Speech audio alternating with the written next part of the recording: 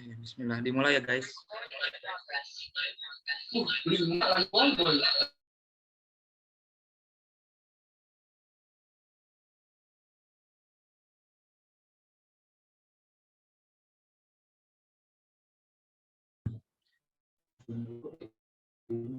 Bismillahirrahmanirrahim. Assalamualaikum warahmatullahi wabarakatuh. Selamat pagi teman-teman. Insya Allah. Puasa gak kamu? Alhamdulillah, pada siang hari ini kita dapat bertemu lagi dalam kuliah ekonomi regional, walaupun secara virtual, dan sedang berpuasa yang menjalankan, semoga tetap kuat menjalani kelas hari ini dan mendapatkan manfaat yang optimal dari kelas kuliah ekonomi regional pada siang hari yang lumayan panas ini. Saya selaku moderator dari kelompok 4 akan memandu diskusi dari kelompok 4 yang akan membahas tentang pendapatan regional. Untuk mengefisienkan waktu, langsung saja kita mulai mungkin pemaparan materi dari kelompok 4. Bismillah.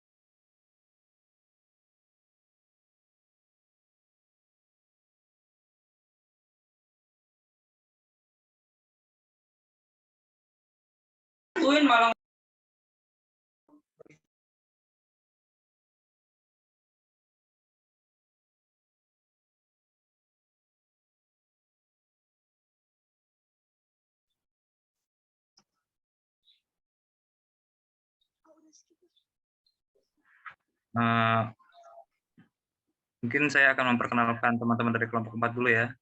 Pertama ada Maher, ada Arya Kusuma, dan Tina Safitri.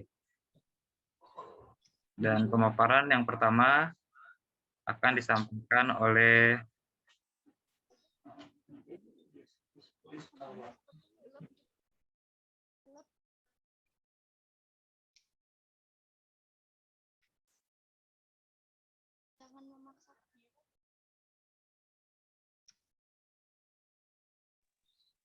silakan terima.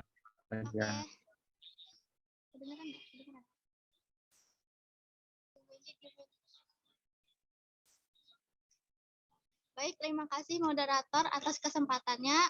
Di sini saya akan membahas yang pertama mengenai pendahuluan. Jadi pendapatan regional itu adalah tingkat besarnya pendapatan masyarakat pada wilayah analisis. Tingkat pendapatan itu dapat diukur dari total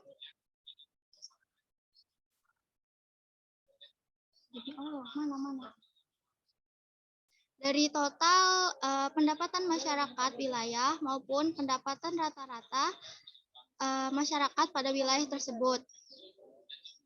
Menganalisis suatu region atau wilayah tidak terlepas dari membahas tingkat pendapatan di wilayah tersebut.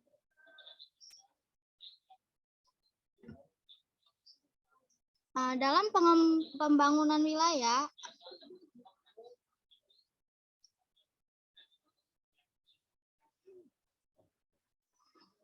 dalam hal pembangunan suatu wilayah, salah satu parameter yang penting adalah meningkatnya pendapatan masyarakat.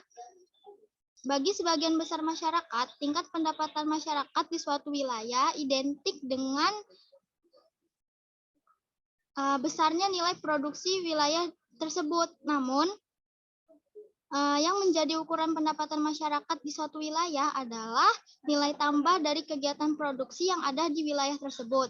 Nilai tambah ini yang mengukur tingkat kemakmuran masyarakat dengan asumsi seluruh pendapatan yang didapatkan akan dinikmati masyarakat setempat.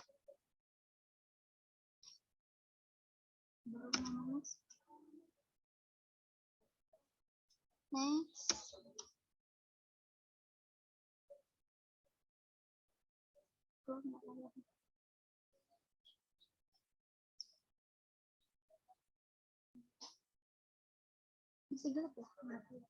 Oke. Oke, selanjutnya konsep dan pengertian nilai tambah. Banyak orang mengira bahwa pendapatan regional ini identik dengan nilai produksi yang dihasilkan di wilayah tersebut. Namun, nilai produksi ini tidak sama dengan nilai tambah karena di dalam nilai produksi itu telah terdapat biaya antara atau intermediate cost. Jadi biaya antara ini itu biaya pembelian dari sektor lain yang telah dihitung sebagai produksi di sektor lain atau berasal dari impor. Nah, maka jika kita menghitung nilai produksi sebagai pendapatan regional, ini akan menyebabkan adanya perhitungan ganda. Sehingga dalam menghitung nilai tambah suatu sektor, biaya antara itu harus dikeluarkan atau dikurangkan dari nilai jual produksi pada lokasi tempat produksi. Nilai tambah inilah yang menggambarkan tingkat kemampuan menghasilkan pendapatan di wilayah tersebut. Nah, pada umumnya yang termasuk dalam nilai tambah dari suatu kegiatan memproduksi barang dan jasa ini adalah upah atau gaji, laba, sewa tanah, bunga yang dibayarkan, penyusutan, dan pajak tidak langsung neto.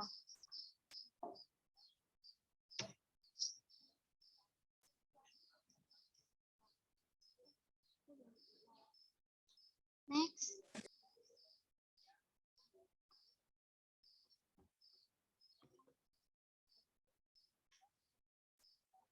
Oke, next nilai tambah bruto. Yang pertama ada upah dan gaji. Jadi upah ini balas jasa yang dibayarkan kepada para pekerja itu sesuai dengan prestasi mereka. Sedangkan kalau gaji itu balas jasa yang nilainya tetap dalam kurun waktu tertentu. Nah, upah atau gaji ini menjadi pendapatan bagi para pekerja dalam suatu sektor di wilayah tersebut.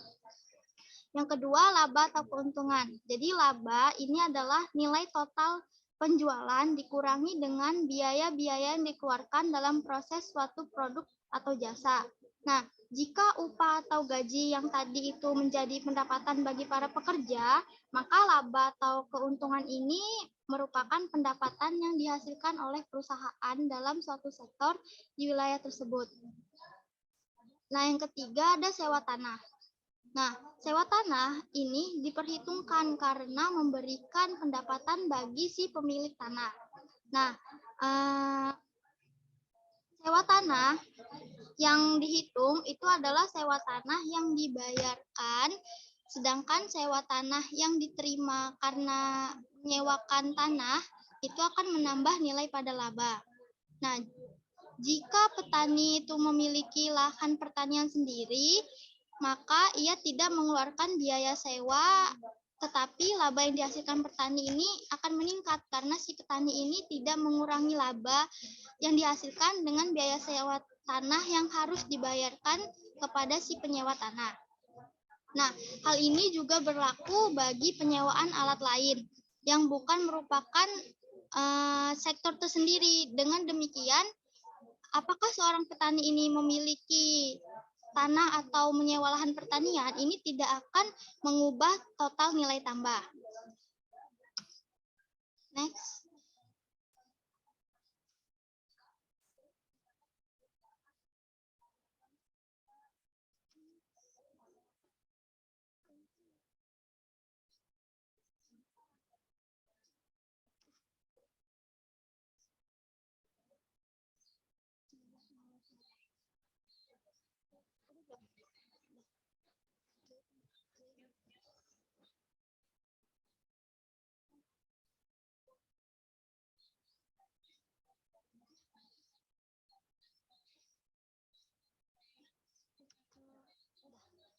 Selanjutnya yang keempat itu bunga uang.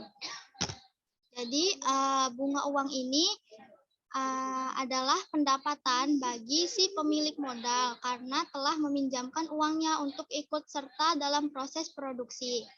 Nah, sama halnya dengan sewa tanah yang tadi, bunga yang dihitung ini adalah bunga yang dibayarkan. Sedangkan bunga yang diterima karena membungakan uang, itu nilai tambahnya terlihat pada laba. Nah, jika seorang petani meminjam uang dan harus membayar bunga, maka laba yang didapatkan itu berkurang. Namun, pemilik modal akan mendapatkan laba sebesar yang dibayarkan oleh si petani. Dengan demikian, investor dengan atau tanpa modal sendiri tidak akan mengubah total nilai tambah. Hanya saja orang yang menikmati bisa saja berbeda. Yang kelima ada penyusutan. Penyusutan ini berarti menurunnya nilai dari alat yang dipakai dalam proses produksi, terutama alat yang dimiliki sendiri. Nah, penyusutan yang belum dikurangkan ini akan memperoleh nilai tambah bruto, sedangkan penyusutan yang sudah dikurangkan akan memperoleh nilai tambah neto. Di dalam harga jual produksi itu terdapat unsur biaya penyusutan. Dengan demikian, nilai tambah yang didasarkan harga jual produksi itu bersifat bruto. Nah, nilai tambah bruto dikurangi penyusutan itu akan menghasilkan nilai tambah neto atas harga pasar. Nah, perhitungan penyusutan dalam pendapatan regional itu tidak didasarkan pada penjumlahan penyusutan per unit karena akan terlalu rumit dilakukan dan akan terlalu memakan banyak waktu. Oke. Selanjutnya, pajak tidak langsung neto. Dalam harga jual, terdapat unsur pajak, penjualan, dan bea cukai. Pajak tidak langsung meningkatkan harga jual dan tidak menambah pendapatan produsen, tetapi jatuh ke tangan pemerintah atau transfer payment. Dalam nilai tambah bruto telah terdapat unsur pajak tidak langsung. Nah, unsur pajak tak langsung dikurangkan untuk mendapatkan nilai tambah yang bisa dinikmati masyarakat. Di sisi lain, terkadang pemerintah itu memberi subsidi, misalnya subsidi pupuk dan subsidi BBM. Subsidi ini kebalikan dari pajak, yaitu akan menurunkan harga jual produsen. Pajak tidak langsung neto adalah pajak tidak langsung dikurangi subsidi. Nilai tambah bruto dikurangi pajak tak langsung neto akan menghasilkan nilai tambah neto atas dasar biaya faktor. Yang terakhir ada farm gate. Dalam menghitung harga produksi untuk masing-masing unit kegiatan, biasanya didasarkan atas harga farm gate atau harga di tempat produsen dan bukan harga pasar tempat barang itu dijual.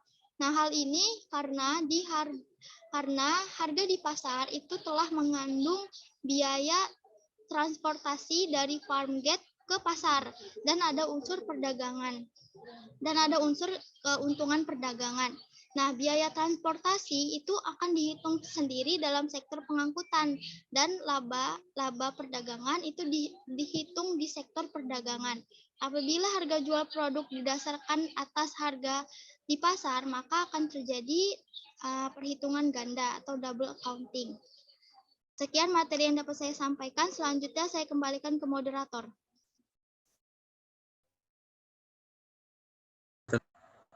Baik, terima kasih Rima atas pemaparannya. Materi selanjutnya akan disampaikan oleh Arya Kusuma.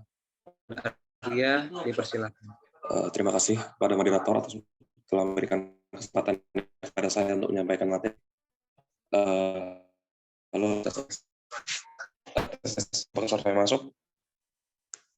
Terdengar. Halo, tes. Masuk, aman. Oke. Kalau gitu, saya akan mulai menyampaikan materi saya. Jadi kita masuk ke contoh perhitungan nilai tambah di sini yang dapat kita lihat pada kolom di dalam itu. Jadi intinya untuk perhitungan nilai tambah itu kita dari total hasil produksi kita kurangi total pengeluaran, jadinya keuntungan. Yang dapat dipaparkan di dalam kolom itu ada untuk biaya traktor, tenaga kerja, pupuk, pestisida dan lain-lain yang ditotalin itu nyampe 2,4 juta. Yang kemudian untuk hasil produksi dalam 1 hektarnya itu mencapai 500 kg pada tingkat harga 1.000, yang jadinya 5 juta kurang 2,4 kan 2,6 tuh. Next.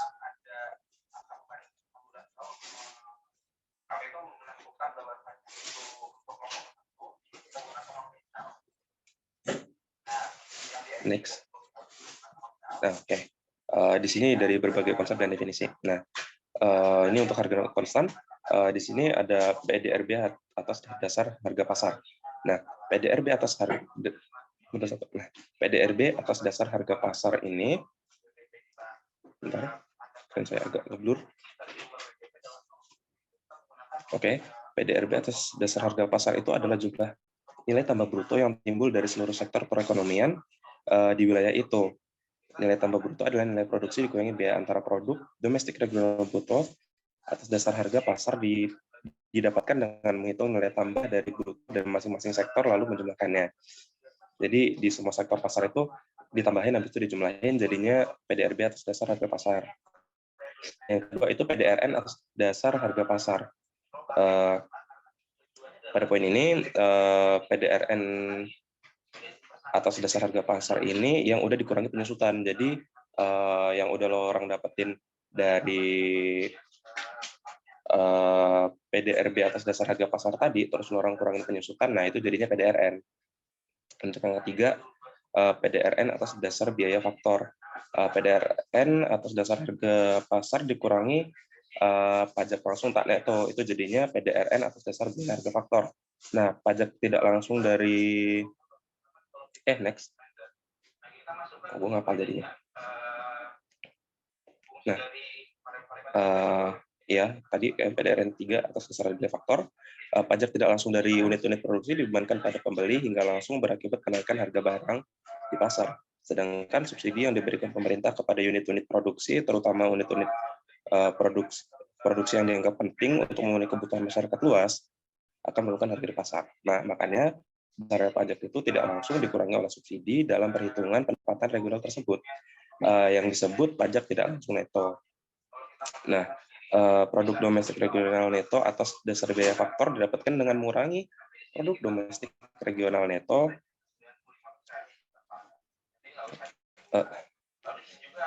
produk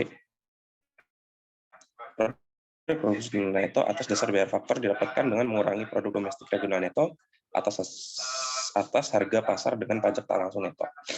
Yang keempat, ada pendapatan regional. Pendapatan regional, balikin lagi ke slide sebelumnya, ke nomor 4. Oke, thank you. Pendapatan regional neto adalah produk domestik regional neto atas dasar harga biaya faktor yang dikurangi aliran dana yang mengalir keluar ditambah aliran dana yang mengalir masuk.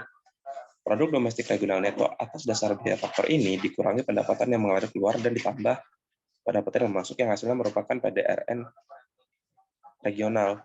Nah, yaitu menjumlahkan pendapatan yang benar-benar diterima atau income received oleh seluruh penduduk yang tinggal di daerah tersebut. Nah, pendapatan ini hasilnya nanti dibagi jumlah penduduk yang tinggal di daerah tersebut. Nah, nanti jadinya pendapatan per kapita. Next.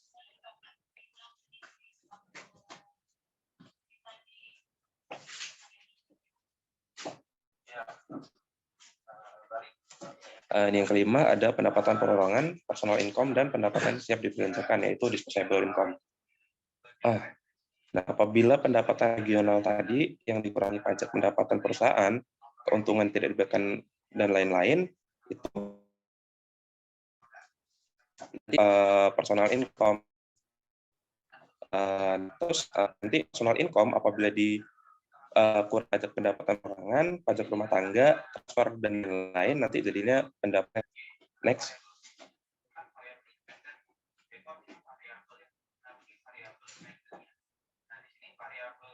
Sehingga ada nomor 6, yaitu pendapatan regional atas dasar harga berlaku dan harga konstan.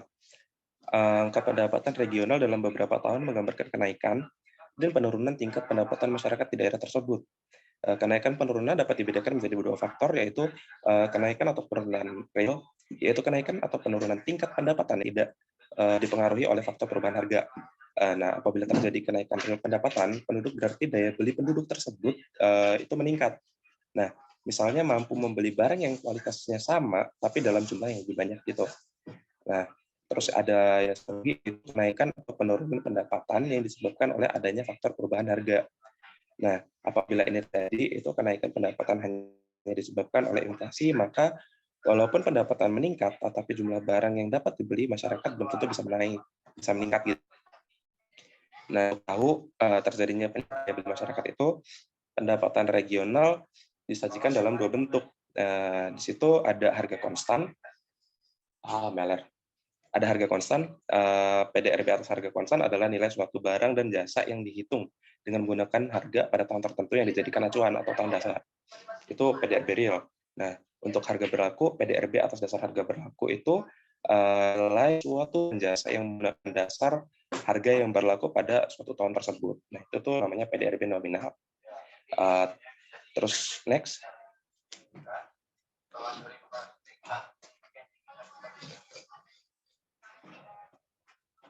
Sorry, next. Kalau relasi itu di model summary-nya, hasil di model summary-nya. Nomor 7, tolong. Oke, thank you. Di sini ada nomor 7, yaitu pendapatan per kapita. Nah, pendapatan per kapita adalah total pendapatan suatu daerah yang dibagi jumlah penduduk yang di daerah tersebut untuk pada tahun yang sama. Nah, angka yang digunakan semestinya itu adalah total pendapatan regional yang dibagi oleh jumlah penduduk. Nah, tetapi angka ini sering nggak diperoleh sehingga diganti dengan PDRB atas dasar harga pasar yang dibagi dengan jumlah penduduknya. Nah, angka pendapatan per kapita ini biasanya dinyatakan dalam harga berlaku maupun dalam harga konstan, tergantung pada kebutuhan yang dibutuhinnya. Oke, sekian materi yang saya sampaikan. Saya kembalikan kepada moderator. Terima kasih. Baik, terima kasih Arya atas pemaparan materinya. Selanjutnya, materi yang selanjutnya akan disampaikan oleh Tina Saputri. Kepada Tina, dipersilakan. Terima kasih sebelumnya atas kesempatannya kepada moderator. Di sini saya akan menyampaikan materi terkait contoh perhitungan nilai konstan. Di sini dalam PPT terlihat bahwasanya ada sebuah tabel yang menunjukkan sektor, jumlah produksi, harga jual, dan juga total nilai produksi dari kondisi tahun 1995, tahun 2000, dan juga nilai produksi tahun 2000 dalam harga konstan 1995. Nah, di sini langsung saja di bagian sektor ini kan ada produksi 1 dan juga ada produksi 2. Nah, di sini di dalam keterangannya itu produksi 1 itu berjumlah 1.000 unit dan dengan harga jual per unitnya itu 500 rupiah. Karena di sini dia termasuk harga konstan, jadinya ketika dia sama aja kan kayak jumlah produksi dikali dengan harga jual per unit gitu kan. Jadi kayak Q dikali P gitu. Jadi total nilai produksi itu ada 500.000. Jadi ini harga konstan yang tidak ada perubahan gitu kan. Dan juga sama aja di produksi yang nomor 2. Nah, di sini ada 2.000 dikali itu jadinya 1.600.000. Nah, di bagian jasa ini berarti itu sama aja kayak produksi yang nomor 2. Sebentar.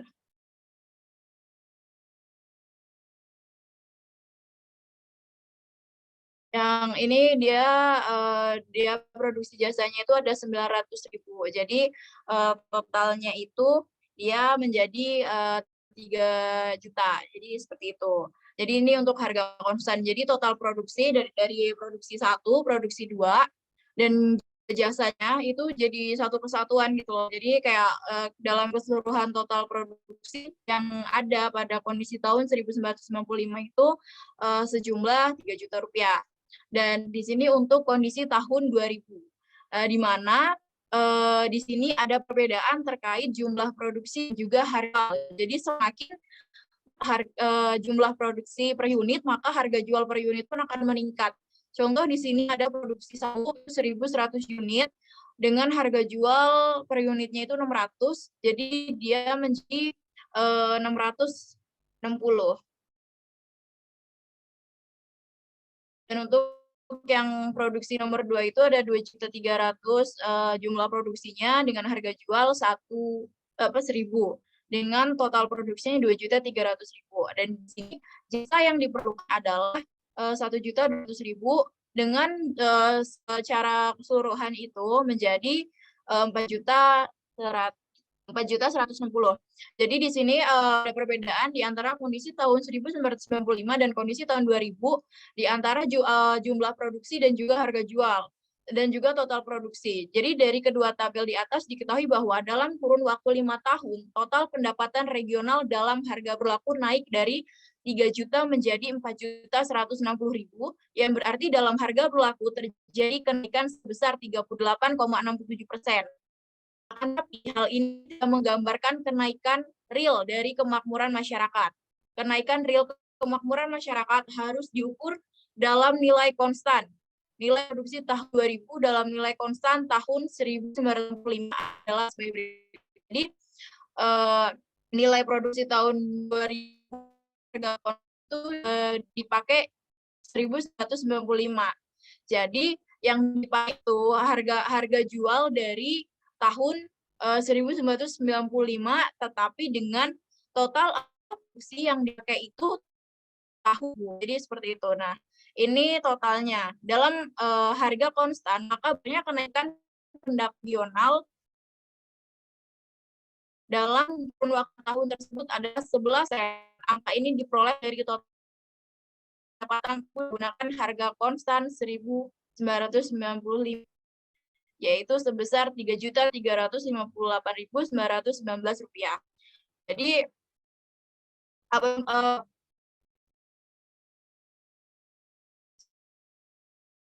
sektor jasa dapat dilakukan yang lebih mudah dan menggunakan indeks inflasi tahunan yang dikeluarkan oleh BPS tempat. Indeks inflasi BPS didasarkan atas kenaikan rata-rata harga sekelompok barang atau jasa secara tertimbang. Cara menggunakan indeks inflasi dalam menetapkan harga konstan adalah nilai sektor jasa dalam harga berlaku tahun 2000 dibagi indeks inflasi